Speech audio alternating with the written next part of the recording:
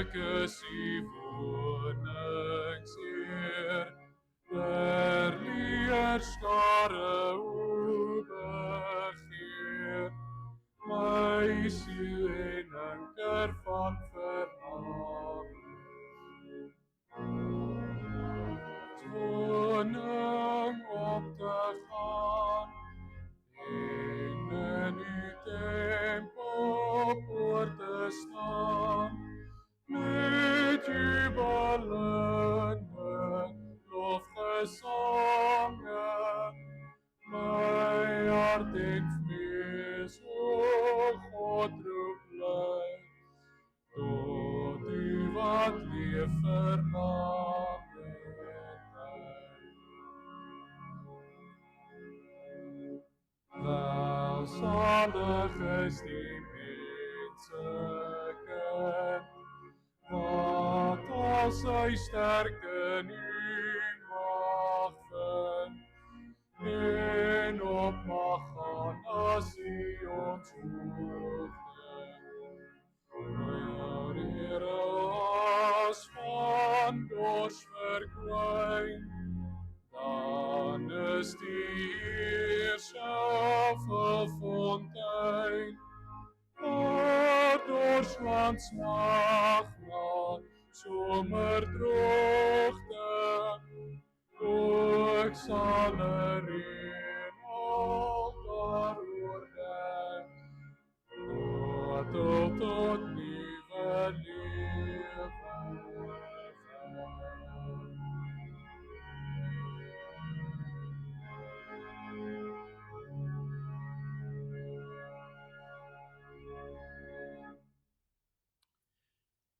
Ek kyk op na die berge, waarvandaan sal daar vir my hulp kom? My hulp is in die naam van die Here, wat die hemel en die aarde gemaak het. Geliefde gemeente, verhef u harte tot die Here en ontvang sy seën. Genade, barmhartigheid en vrede vir u van God, ons Vader, en van ons Here Jesus Christus, deur die kragtige werking van die Heilige Gees. Amen. Jy kan bly staan, dan sing ons saam, Psalm 9, daarvan vers 1, vers 3 en vers 6. Ek sal van ganser harte, Heer, u wonders groot maak, en u eer, ek sing omdat ek in u bly is, aan wie my lofsang toegewy is. Psalm 9, vers 1, vers 3 en vers 6. Daarna gaan ons saam ons geloof bely.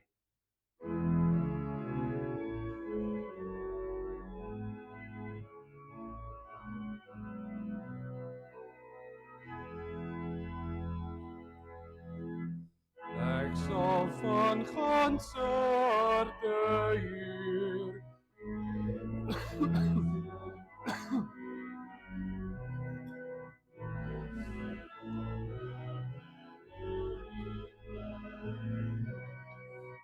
aan wie my lofsang toegewy is. As regter die troon bestyg, U het die heidendom gedryf, sodat die sondaars uitgedelg is, en daarvan nog geen stam of telg is. Die Heer sal soos 'n rotskrans dek, wie getrap word op die nek.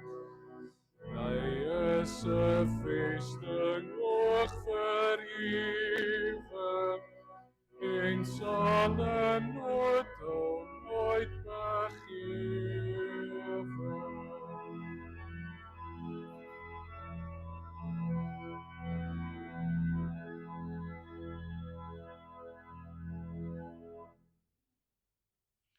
Geliefde gemeente, ons bely nou ons geloof saam. Ons elkeen spreek opreg in ons harte met die woorde van die geloofsbelijdenis saam. Ons glo in een God, die almagtige Vader, die skepper van hemel en aarde, van alle sigbare en onsigbare dinge.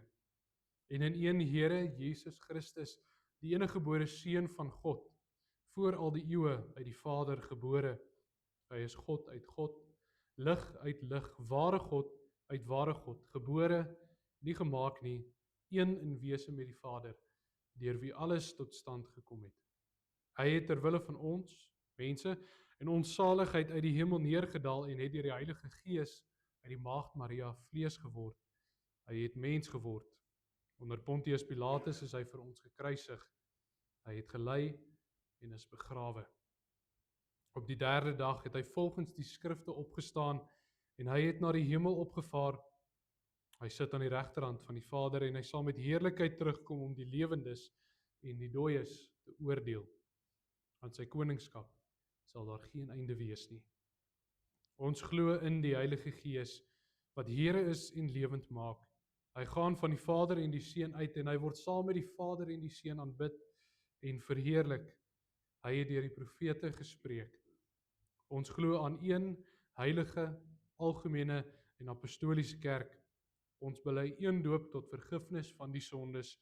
Ons verwag die opstanding van die dooies en die lewe van die toekomstige bedeling. Amen. Ek kan maar sit. Liefdes in ons Here, ons luister dan ook saam na die wet van die Here, sy eis vir gehoorsaamheid. Ons gaan vandag juis kyk na die profeet Jona, die 4de hoofstuk uit die boek Jona, en sy reaksie op mense wat verlos is, wat genade ontvang het, mense wat nie die wet van die Here gehoorsaam nie. Verstaan ons ook hieruit wat die eis van die Here is vir die gelowige lewe. En dan besef ons ook dat ons self dit oortree en dat ons self ook ontvangers van genade by die Here is en dat ons dit dringend nodig het. Ons luister dan saam na die wet van die Here. Ek gaan vir ons vooruit die 53 vertaling, al die skriflesing vanoggend gaan uit die 1953 vertaling uitkom. Uit Eksodus 20. Toe het God al hierdie woorde gespreek en gesê: Ek is die Here jou God, wat jy uit Egipte land, uit die slawehuis uitgelei het. Jy mag geen ander gode voor my hê nie, voor my aangesig hê nie. Jy mag vir jou geen gesneede beeld of 'n gelykenis maak van wat bo in die hemel is, of van wat onder op die aarde is, of van wat in die waters onder die aarde is nie. Jy mag jou vir hulle nie neerbuig en hulle nie dien nie, want ek, die Here jou God, is die jaloerse God, wat die misdaad van die vaders besoek aan die kinders, aan die 3de en aan die 4de geslag van die wat my haat. En ek bewys barmhartigheid aan duisende van die wat my liefhet en my gebooie onderhou. Jy mag die naam van die Here jou God nie ydelik gebruik nie, want die Here sal die een wat sy naam ydelik gebruik nie ongestraf laat bly nie. Gedenk die Sabbatdag dat jy dit heilig. 6 dae moet jy arbei en al jou werk doen, maar die 7de dag is die Sabbat van die Here jou God. Dan mag jy geen werk doen nie. Jy of jou seun of jou dogter, of jou diensknegt of jou diensmaagd, jou vee of jou vreemdeling wat in jou poorte is nie. Want in 6 dae het die Here die hemel en die aarde gemaak, die see en alles wat daarin is, en op die 7de dag het hy gerus. Daarom het die Here die Sabbatdag geseën en dit geheilig. Eer jou vader en jou moeder, dat jou dae verleng mag word in die land wat die Here jou God aan jou gaan gee. Jy mag nie doodslaan nie, jy mag nie egbreek nie, jy mag nie steel nie, jy mag geen valse getuienis teen jou naaste spreek nie, jy mag nie jou naaste se huis begeer nie, jy mag nie jou naaste se vrou begeer nie, of sy diensknegt of sy diensmaagd, of sy os, of sy esel, of iets wat van jou naaste is nie. Amen. Geliefdes, ons sing dan nou saam, in reaksie ook, die wet van die Here. As reaksie dink ons aan die Here se wese, sy wese wat genadig en barmhartig is. Ons gaan dit hoor in ons skriflesing ook, die belydenis van die profeet. Die Here is genadig en barmhartig, lankmoedig en groot van goedertierenheid. En dit is 'n rede tot lof, want dit is die rede hoekom die Here ons ook genadig is vanuit sy eie wese. Daarom dink ons ook aan die eienskappe van die Here in ons Psalm nou, as belydenis en soeke na die Here se genade. Psalm 86 vers 2 en vers 3. Vir ons Here, wees soos U weldadig, wees my dan genadig oor my sielsverlange. En dan in vers 3 ook, u goedheid is die lewe. U sal ons skuld vergewe, wie u aanroep in nood vind guns aan einde groot. Ons sing tot die Here vir guns en genade, grond van wie hy is, Psalm 86 vers 2, vers 3, daarna bid ons saam.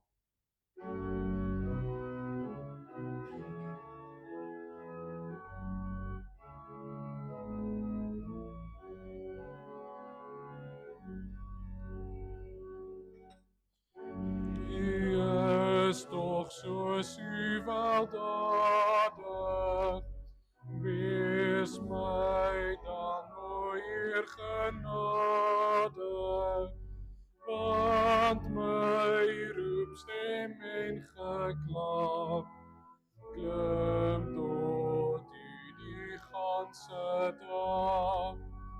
Hoor my in my siels verlange, gee my vreugde en vreugdesange,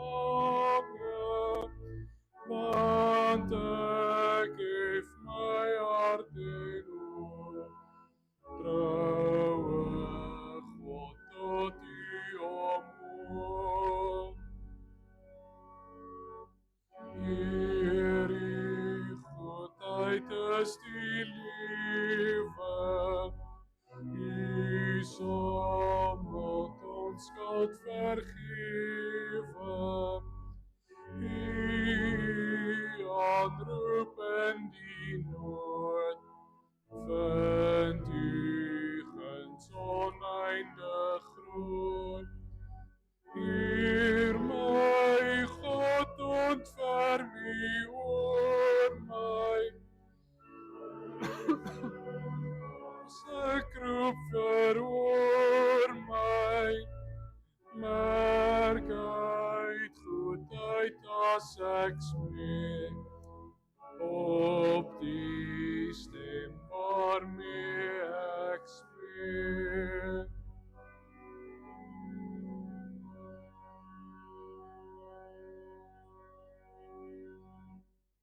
Ons sluit die oë, dan bid ons saam. Almagtige, heerlike, genadige Vader, Here, u is goed.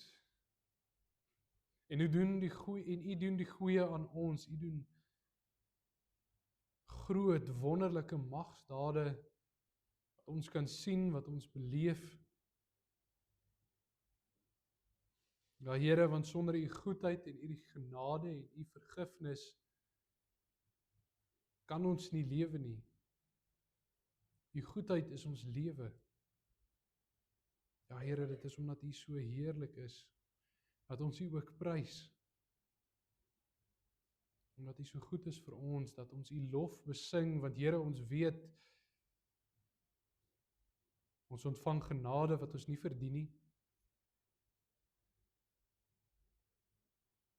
Genade waarop ons geensins aanspraak kan maak nie, Here, want u ken ons harte, u ken ons dade. Ons ken ons eie harte en dade, Here, ons weet dat ons u wet oortree. Ons is klein mense, wat gedurig deur struikel. Wat gedurig deur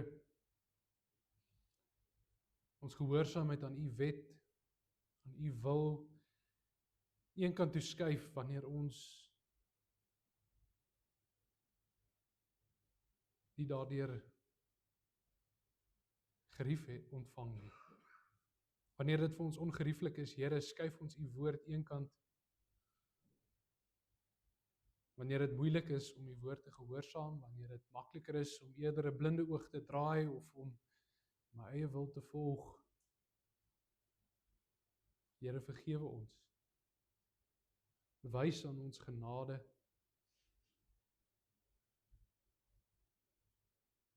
Dat ons u naam weer loof. Dat ons die goedheid en die grootheid weer prys. Ja, Here, bou ons hoop in ons harte op u. Here, ons loof en ons prys U ook, dat ons ook nie alleen op hierdie aarde vergader nie, Here, dat ons hier saam is in 'n gemeenskap van gelowiges, maar Here, dat ons ook nie die enigste gemeente is wat vandag vergader nie, Here, dat ons kerke, medegelowiges het, gemeenskappe van gelowiges wat reg oor die wêreld bymekaar kom, Here, ons dankie daarvoor. Ons dankie dat ons eenheid in die geloof met soveel mense mag beleef.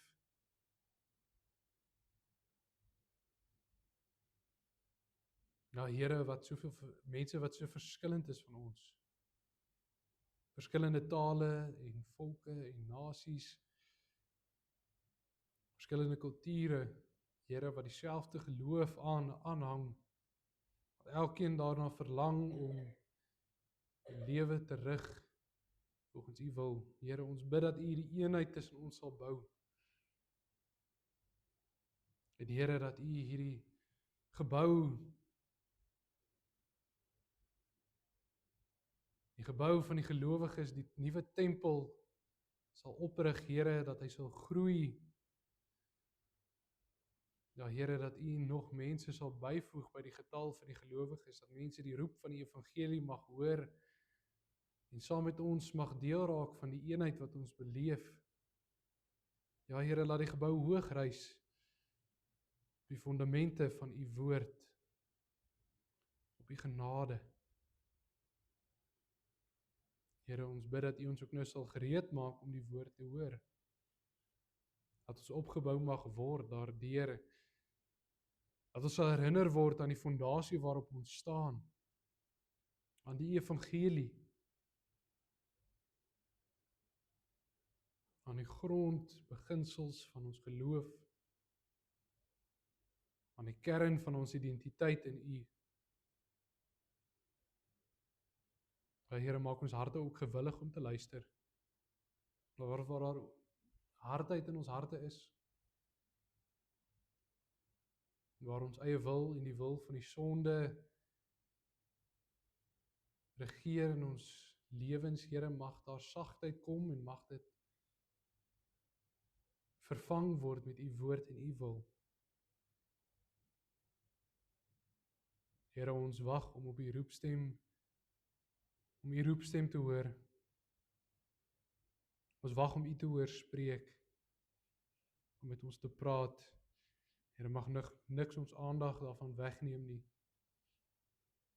Mag ons na U soek, Here, U wil. Ons oë na U rig, ons harte tot U verhef. Lei ons deur die Gees om dit te doen. Ons bid dit alles in U groot en heilige naam alleen. Amen.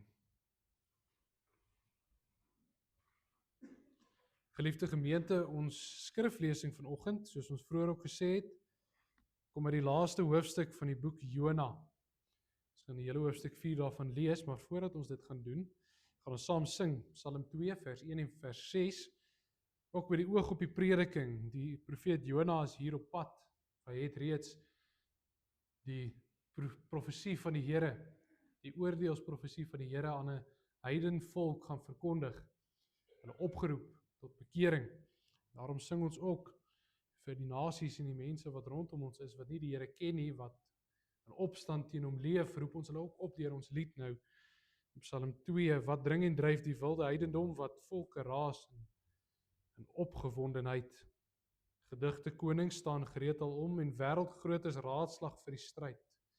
Hulle voer stryd teen die Here, om God almagtig na die kroon te steek, om hom van sy kroon te ontneem en teen sy gesalfde Christus op te staan. Wil sê, kom laat ons se bande breek en van hul juk ons altyd ontslaan, vry wees van God. En dan die roep van hulle, kom dien die Here en wees in hom verblyd, met blydskap wat hom huldig as die Here en kus die seun in onderworpenheid. Kom sing saam, Psalm 2 vers 1 en vers 6 in voorbereiding om die woord van die Here te lees. Daarna luister ons saam na die woord van die Here.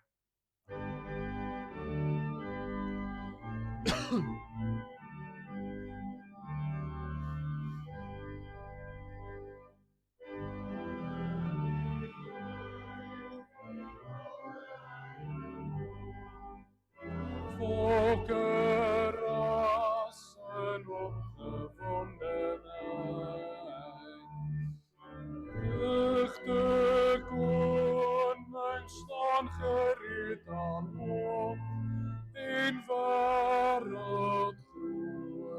is raadslag vir die stryd. Om God almagtig na die kroon te stuur, en saam teen sy gesalfde op te staan. Al sê kom nou, laat ons se bande breek, en van nou Heer, vir altyd ons ontslaan. Kom dien die Heer, en wees in hom verblyd, met blydskap wat hom huldig gastheer. Is die siel in onderworpenheid, buig jou voor hom, met vrees en bewe neer. Want ligtelik kan Gods gramskap jou verteer, net soos 'n vuur, eers al te klein geaard. Zalig wie almagtig sal Heer, en by ons skuil, en op sy bystand wag.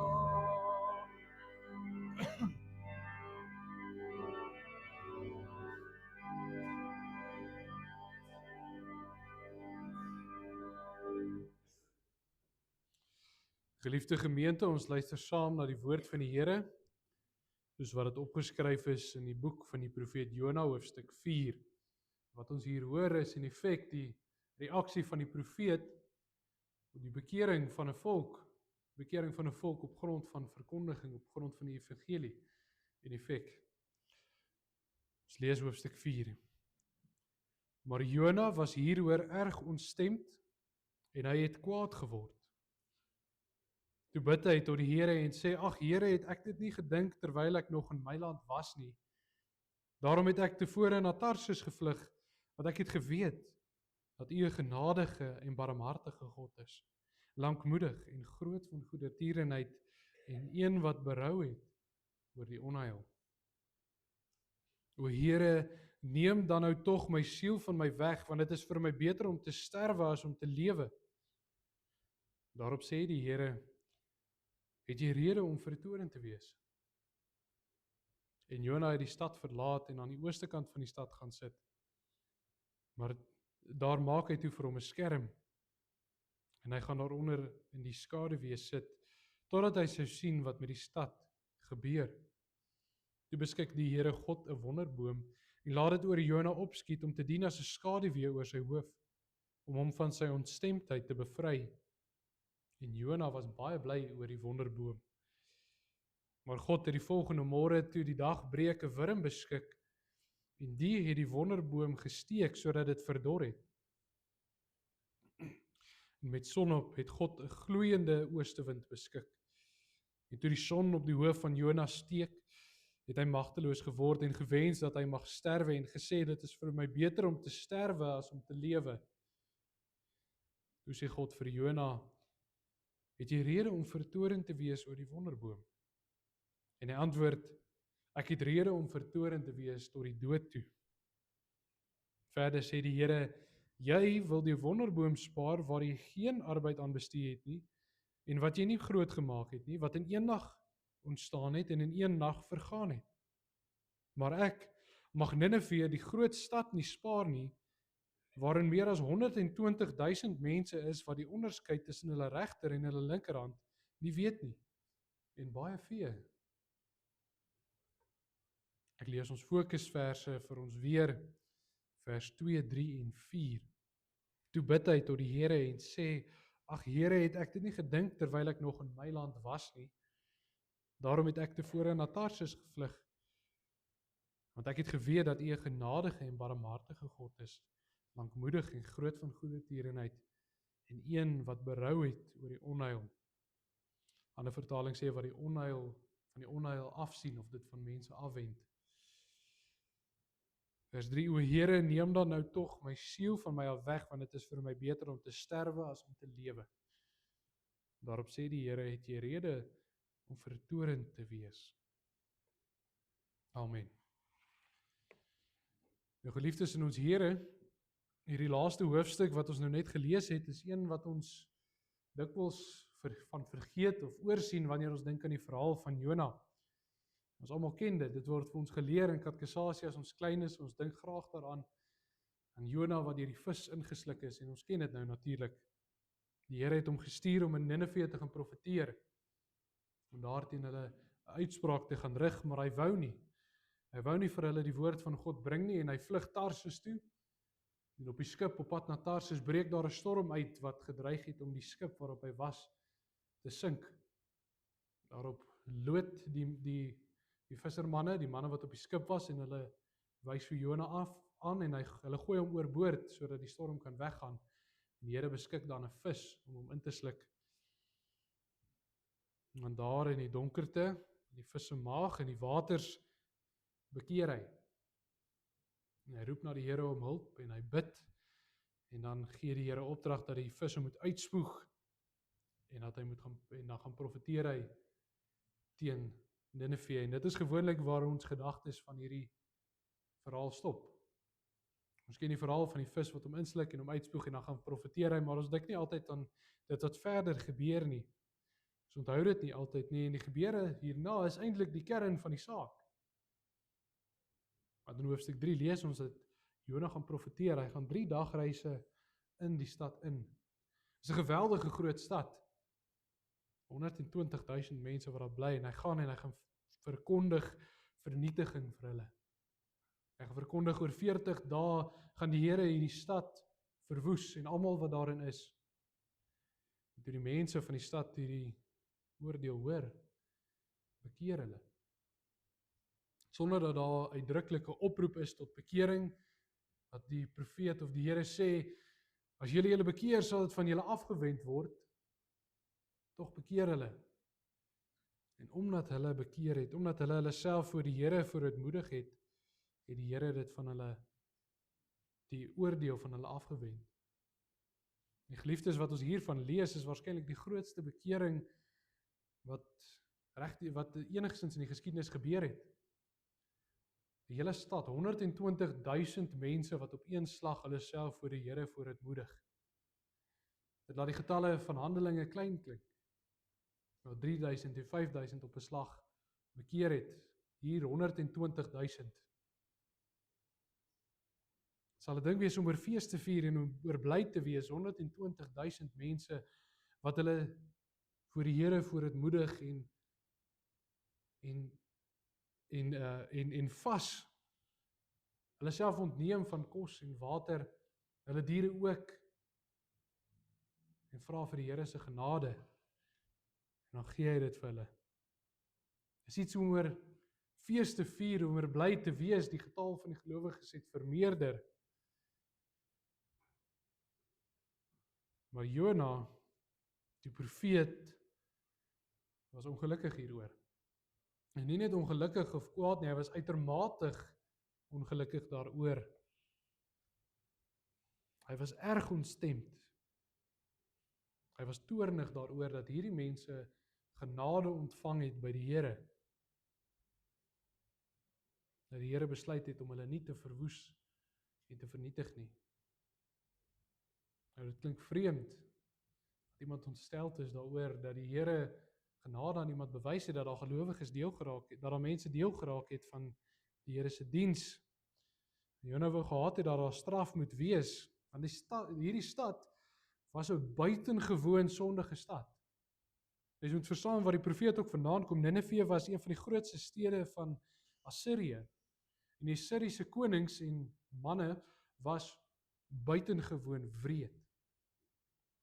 In die annale van hulle konings spog die konings oor hoe wreed hulle is oor die stede en die lande wat hulle verower het.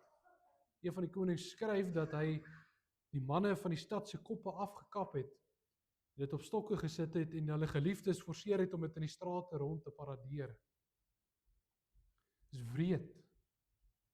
Wrede mense, sondige mense wat nie die Here ken nie.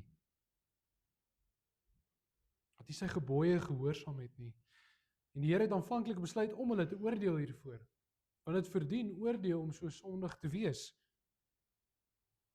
Daarom het die Here sy profeet gestuur om oordeel oor hulle aan te kondig. Dit was nie vreemd nie. Dit is nie vreemd dat die Here oordeel oor 'n vreemde nasie aankondig nie, want hy is tog die Here van alle dinge. Hy is nie net die God van Israel nie, hy is die God van Assirië ook. Hy heers oor hulle ook en hy oordeel hulle ook, hierdie heidense volk. En daar's verskeie plekke in die skrif wat ons daarvan hoor. In Amos is daar heel wat en in Nahum ook oor Ninive weer eens. En dan is daar gewoonlik nie 'n oproep tot bekering nie, soos wat ons hier in Jona hoor in hoofstuk 3 vers 4. Nog 40 dae dan word Ninive verwoes. Dit was al wat sy prediking ingehou het. En Jona het gehoop dat hierdie verwoesting moet kom. Dit was vir hom regverdig. Hy het gedink dit is goed dat die Here hierdie sondaars oordeel. Tog was die Here genadig. Tog het hy hierdie volk gespaar vir hulle bekering. Want hy het deur sy Heilige Gees in hulle harte gewerk. Want geen mens bekeer sonder die werking van die Heilige Gees nie. Hy het dit bewerk volgens sy wil dat hierdie hele stad hulle self vir hom verootmoedig. En deur sy Gees het hy hierdie mense gespaar. En die profeet is woedend daaroor. En hy vertel dan, dis omdat hy gedink het dat die Here genadig gaan wees, dat hy in die eerste plek nie wou gaan nie. Dit was sy motivering hoekom hy nooit na Tarsus toe, na Ninive toe wou gaan nie. Hy sê hy het geweet die Here is genadig en barmhartig. Die Here bewys genade aan die wat dit nie verdien nie. Aan sondaars wat hulle self voor hom verootmoedig. Hy maak bemoeienis met hulle en hy ken hulle swakheid en hy ontferm homself oor hulle wat voor hom bekeer. Hy sê ook, hy weet die Here is lankmoedig en groot van goedertierenheid. Hy is geduldig met sondaars en roep hulle keer op keer op en bewys sy liefde aan hulle wat bekeer. Laaste sê Jona dat die Here berou het oor die onheil. Hy wys dit van mense af. Hy het geweet dat die Here gewilliglik hierdie sondaar volk sal spaar as hulle bekeer. En daarom wou hy nie gaan verkondig nie. Hy het die wese van die Here geken en hy het dit nie vir Ninive gegeen om verlos en gered te word nie. Hy wou nie die genade en barmhartigheid van die Here aan hierdie stad gee nie. Hy het nie gedink hulle is waardig om verlossing en genade te ontvang nie. En hy is so ontsteld hieroor dat hy sommer wil sterf. Nou ons onthou dat hy in die tweede hoofstuk gered is van die dood. In die maag van die vis het hy tot die Here gebid en gevra vir redding. En die Here het sy lewe gespaar, die Here het 'n lewe aan hom teruggegee en nou dat hy sien dat die Here deur sy lewe juis te doen wat hy nie wou gehad het moet gebeur nie, wil hy hê die Here moet die lewe terugneem. Dalk het hy gehoop dat die Here op die ouende tog nie genade sal bewys nie.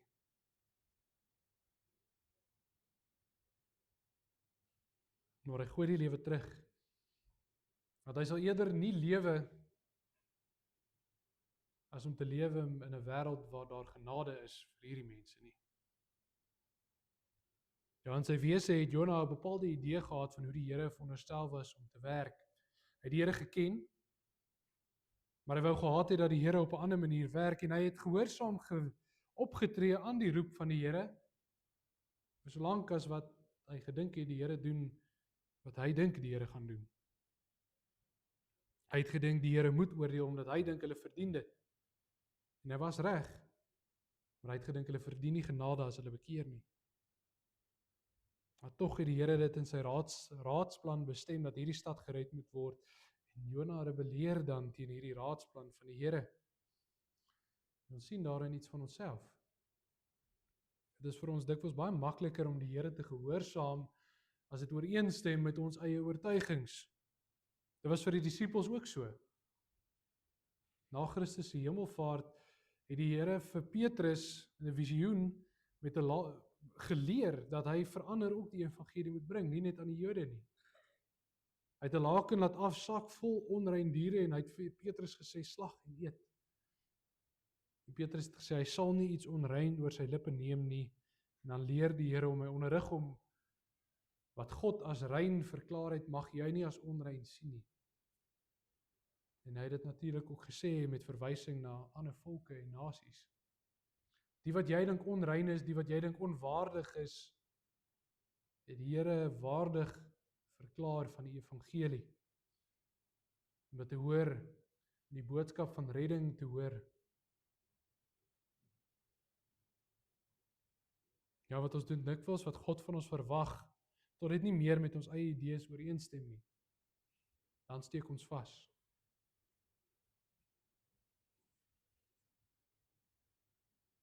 Wanneer ons dink aan wie ons die evangelie verkondig, ons elkeen in ons eie persoonlike lewe. Met wie praat jy oor die evangelie? Wie dink jy is waardig om dit te ontvang? Jou werknemers? Deel jy die wonderlike boodskap van verlossing met hulle? Met jou familie wat dalk opstandig is teen die wil van die Here, deel jy die verlossingsboodskap met hulle? Is hulle waardig daarvan of is hulle te ver verlore? Dalk ons regering, waar dit vir ons lekker is om teer ons regering te praat en te sien en saam te kla oor wat hulle nou alweer verkeerd gedoen het. Is hulle waardig om verlossing te ontvang van God? 'n moordenaar?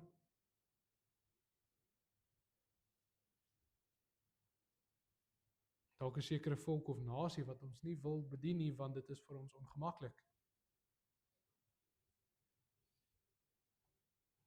Die vraag is, hoe klein maak ons die kring van die Here se genade? En wie gun ons die genade van die Here?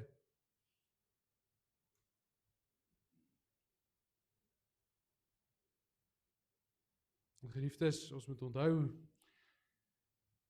en dit wat die Here vir die profeet hier ook leer, sy genade werk nie volgens ons verwagtinge nie. Dis nie beperk tot wat ons dink of doen nie. Dit is baie groter as dit. En hierin is daar 'n ernstige oproep vir ons om te gaan verkondig aan elkeen wat kan hoor, sonder onderskeid. Maar daar is terselfdertyd ook 'n bemoediging. Wanneer die Here ons leer dat hy selfs met ons bemoeienis maak. Soos wat hy barmhartig is vir verharde sondaars, is hy barmhartig teenoor ons ook. Ons dink aan Adam en Eva, ons voorouers in die tuin wat gesondig het en weggekruip het van die Here, en dan gaan die Here en hy roep hulle terug. Hy soek na hulle en hy roep hulle terug na hom toe, sodat hulle nie kan voortgaan in hulle sondes nie. En in die teksgedeelte doen die Here dieselfde met die profeet. Hy laat hom nie toe om toornig te bly en om maar net aan te gaan nie. Hy laat hom nie net staan in sy sondes nie. Hy is genadig en lankmoedig teenoor hom ook.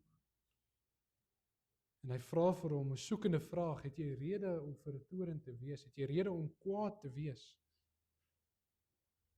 Watter rede het jy om kwaad te wees oor my genade? Watter rede het jy om kwaad te wees oor my ontferming oor die sondaars wat hulle self bekeer? Nou Jona antwoord die Here die eerste maal nie. En hy gesit buite die stad om te kyk of die Here tog wel gaan oordeel. Hy bly verhard. Maar die Here los hom steeds nie. En die Here beskik 'n wonderwerk om hom te leer hoe ons reageer, hoe die mens moet reageer op die genade van die Here. In vers 6 tot 8 lees ons dit van die wonderplan. Die Here God beskik toe 'n wonderboom en laat dit oor Jona opskiet om te dien as 'n skaduwee oor sy hoof. Die Here laat 'n plant opkom. Wat die plant presies is, weet ons nie. Verskillende vertalings sê 'n komkommerplant, ander sê 'n boom. kern daarvan is, dit is 'n plant wat vir hom skaduwee gegee het. En hierdie plant kom op binne 'n nag, 'n wonderwerk, en hy verlig vir Jona van die son wat elke dag op hom slaan, wat hierdie dag hom steek en hom brand, sodat daar verligting mag wees. En Jona is baie bly, en dan gaan die plant ook dood in een aand. En dan is Jona weer toornig. Hy's kwaad, en hierdie keer antwoord hy die Here. Hy sê, ek het reg om kwaad te wees tot die dood toe. Ja, in hierdie beeld onderrig die Here vir Jona en wys vir hom hoe stomsinnig hy is. Dit wil vir ons amper lyk asof dit nie gepas is nie, maar ons moet ook mooi besef waaroor dit gaan. Want dit beklemtoon vir ons die doel van die genade en die barmhartigheid van die Here. Hoekom hy barmhartig en genadig is. Die beeld se betekenis lê in die ding wat gespaar word. Die waarde van dit wat gespaar word. Die plant het vir Jona skaduwee gegee. Dit was die doel van die plant. Dit het hom verlig. Toe die plant weg was, toe hy kwaad daaroor, 'n plant waaraan hy nie gewerk het nie, 'n plant waar hy nie water gegee het nie, wat hy nie versorg het nie. En Jona is meer ontstel oor die plant wat dood is, omdat dit nie meer vir hom skaduwee gee nie, as oor die hele volk wat gered is. Hy sou hierdie een plant spaar vir die doel wat dit gedien het. En daarin sien ons ook die doel van die Here se bemoeienis met die mense. En dit lê in die doel van die mens. In Genesis lees ons dat die Here die mens geskape het na sy beeld. Die Here het die mens geskaap om 'n verteenwoordiger van hom hier op aarde te wees, om te heers oor die diere en oor die aarde, en om hom te dien, om in gehoorsaamheid aan hom te leef en om hom te verheerlik deur dit wat ons doen. Dit is die doel van die mens, en deur die sonde verantwoord geen mens aan die doel nie. Ons het die heerskappy van God verruil vir die heerskappy van die sonde en die eie ek. Dit is die sondige mens. En wanneer die Here dan 'n sondaar red, hom oproep tot bekering en deur sy gees in die mens werk om hom te herstel in 'n verhouding met hom, dat hy weer hom wil dien, dan herstel die Here die mens tot die doel waartoe hy geskape is. Om God te verheerlik. En dit is wat hy doen deur die stad te red. Die Here se genade en barmhartigheid word openbaar daardeur dat hy die hele stad red. Hy herstel hulle tot die doel om hom te verheerlik. Hy laat sy heerlikheid groei en skyn daardeur. Hy wys sy genade baie beter as in enigiets anders. Want in sy genade skyn die heerlikheid van die Here die helderste. Want wanneer daar 'n sondaar tot geloof kom, word die Here se naam geprys. Dan is daar nog 'n persoon wat die Here loof en hom ken vir sy liefde en sy genade. Nog 'n persoon wat lewe ontvang het uit die hand van die Here.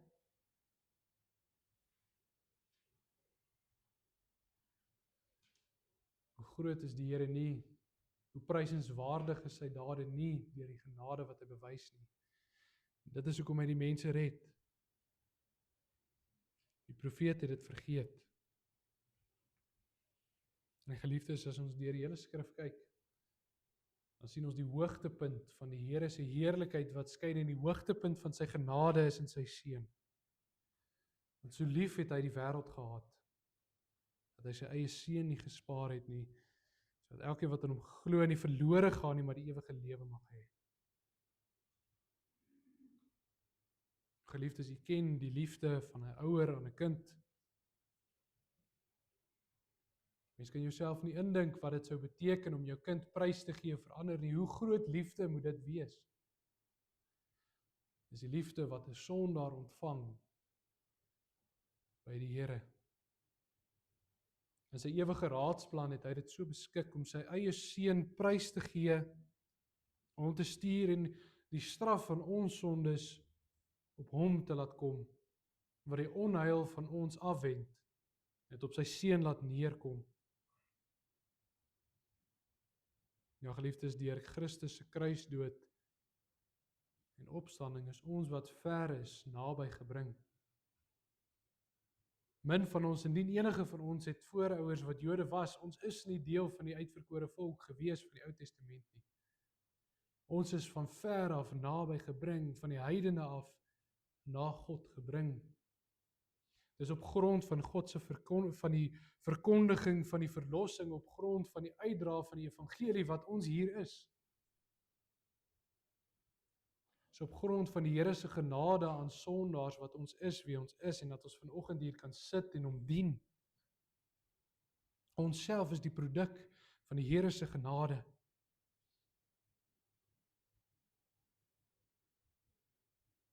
Ja, dit is alleen in die genade van Christus dat die heerlikheid van die Here deur ons kan skyn, deur ons lewens kan skyn.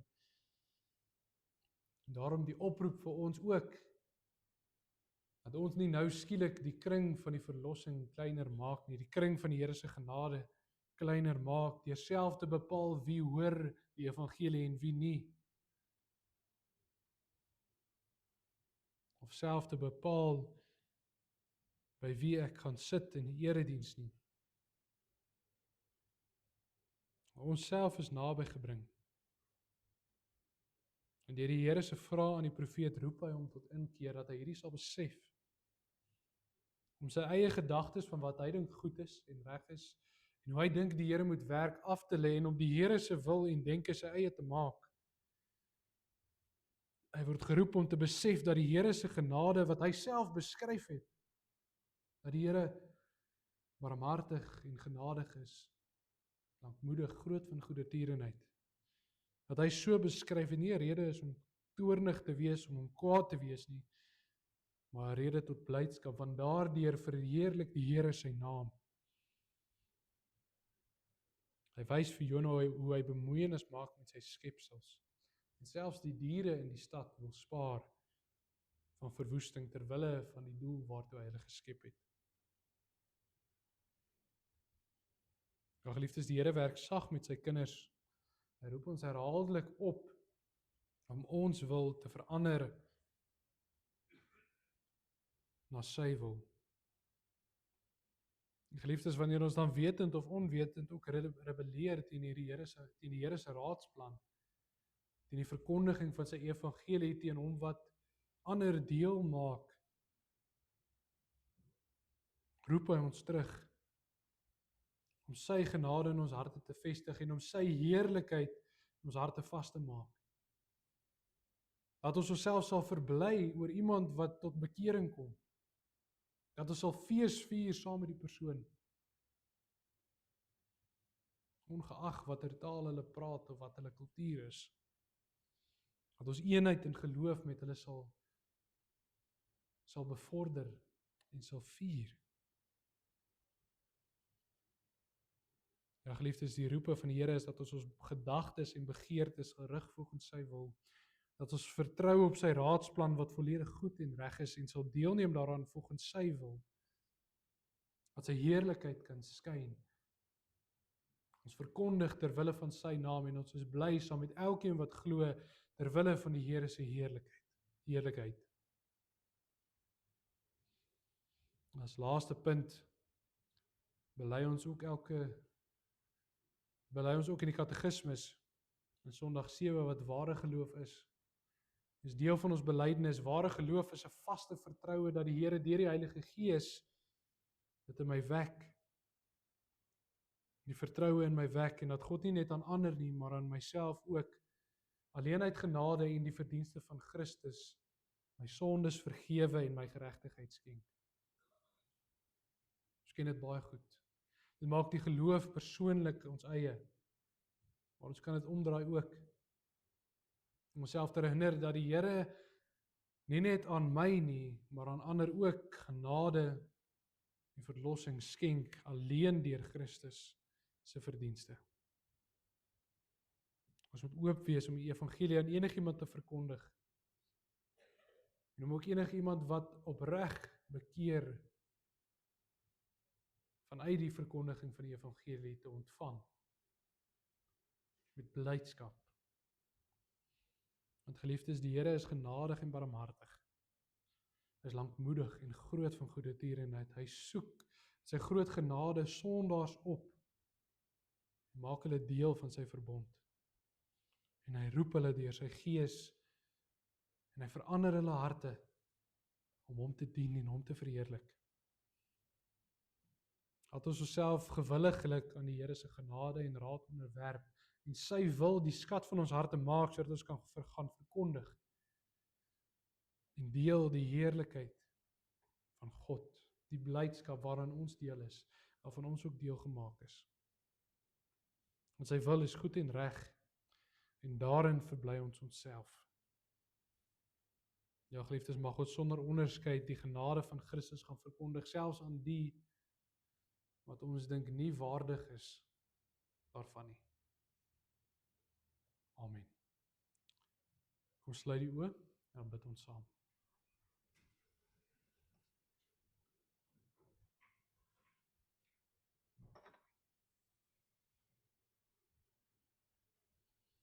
Here, almagtige Vader, Here, U is 'n genadige en barmhartige God. U is lankmoedig en groot van goedertierenheid en U het die onheil van ons afgeweer. Ja, Here, U het ons gespaar en ons verlos in ons Here Jesus Christus. Daarom loof en prys ons U naam, want ons weet deur U genade is ons wat ons is en kan ons onsself verbly in U diens.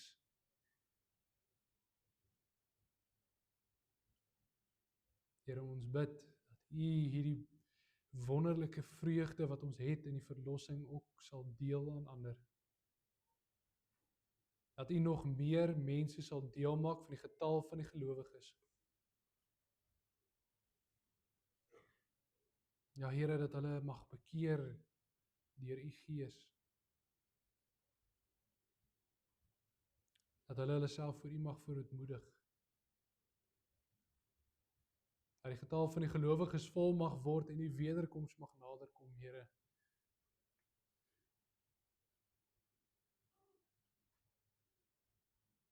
Here, verander ons harte dat ons hierdie ook die doel van ons lewens mag maak. Om te gaan verkondig. Om uit te dra die genade, die verlossing, ter wille van ons naaste.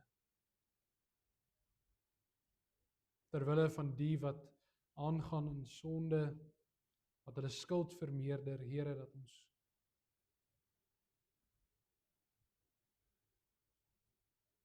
aan hulle ook mag die evangelie, die goeie nuus bedien en dat hulle ook mag deel raak van ons. En ons prys U groot naam dat U sulke wonderwerke in ons doen en om ons doen om mense tot bekering te bring. Maak ons geoefen in U diens, gewillig om te verkondig volgens U wil en te bedien volgens U wil en nie ons eie gedagtes nie. Here, ons bid dat U ons deur U genade ook sal bewaar in alle omstandighede. Dat ons nie U heerlikheid sal vergeet nie, Here, wanneer ons in swaar tye in ons lewe deurgaan. Ja, Here, wanneer dit wat vir ons kosbaar is weggeneem word, of bedreig word, mag ons in U genade vashou, en daarin bewaar word tot diens. Ja, Here, ons dink in besonder aan ons geliefdes, medegelowiges wat deur baie swaar tye gaan.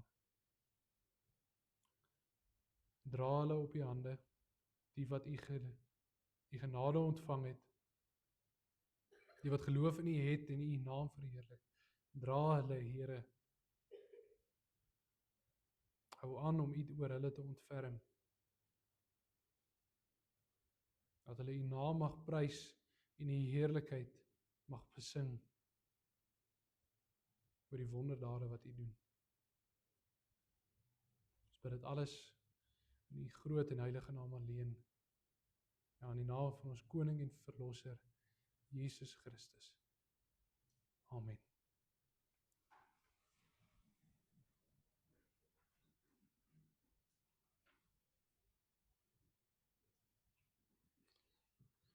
Liefde gemeente, daar is nou geleentheid vir die afdra van die liefdegawes. Daarna sal ons ook saam sing, slotsang. Psalm 9.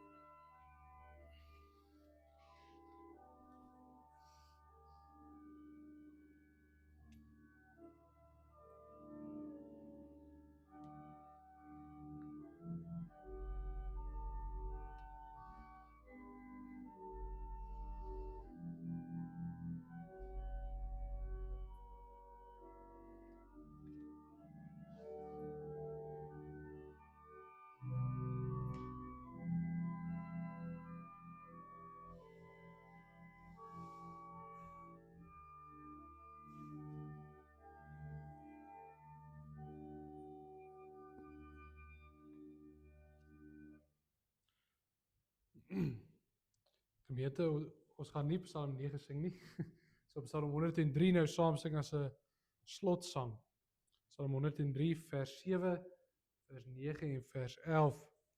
Vers 7: Geen vader wat deur smartgevoel bewoe sy kind aanskou met teerder mededoe as Israels Heer, die wat hom eer en vrees. Hy weet wat van sy maaksel is te wagte, hoe swak hulle is van moed en hoe klein hulle is van kragte, en dat ons stof van jongs af is gewees. Die Here wat medelee het en meegevoel het as ons hemelse Vader met ons sondes en ons tekortkominge. Dan sing ons in vers 9: maar God se genade en goedheid is oneindig oor almal wat hom vrees, sy trou is bestendig. Dit reik tot aan die verste nageslag, wat sy verbond nie troueloos wil skenk nie, of van sy wet hul hart afkeurig wil wend nie, maar sy bevel gehoorsaam wil betrag. Sing saam, Psalm 103 vers 7, vers 9 en vers 11. En daarna gaan die Here u uitstuur tot diens met sy seën.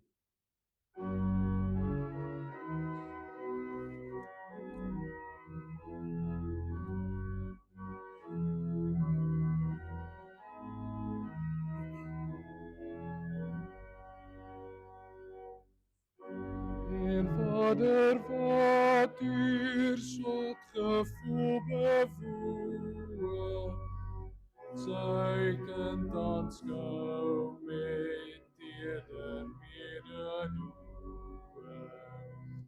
As Israels Heer, die wat hom eer en vrees, hy weet wat van sy maaksel is te wagte, hoe swak van moed, hoe klein is van kragte, en dat ons stof van jongs af is gewees. Maar Gods genade en goedheid is oneindig oor almal wat hom vrees, sy trou bestendig.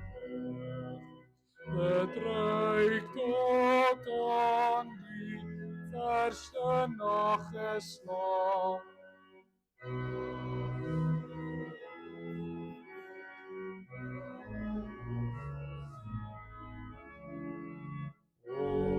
Van sy wette hart afkerig wend nie, maar sy bevel gehoorsaam wil bedraag.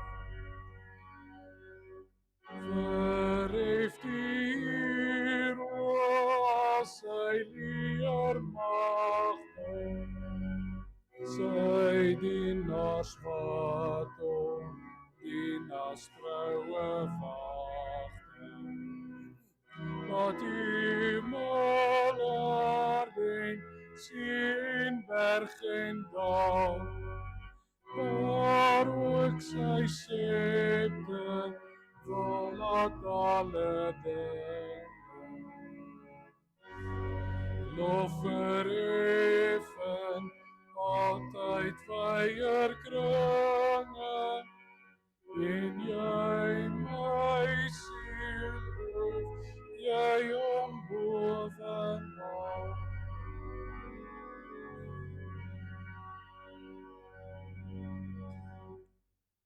Geliefdes in ons Here, verhef u harte tot die Here en ontvang sy seën. Die Here sal jou seën en jou behoed. Die Here sal sy aangesig oor jou laat skyn en hy sal jou genadig wees. Die Here sal sy aangesig oor jou verhef en aan jou vrede gee. Amen.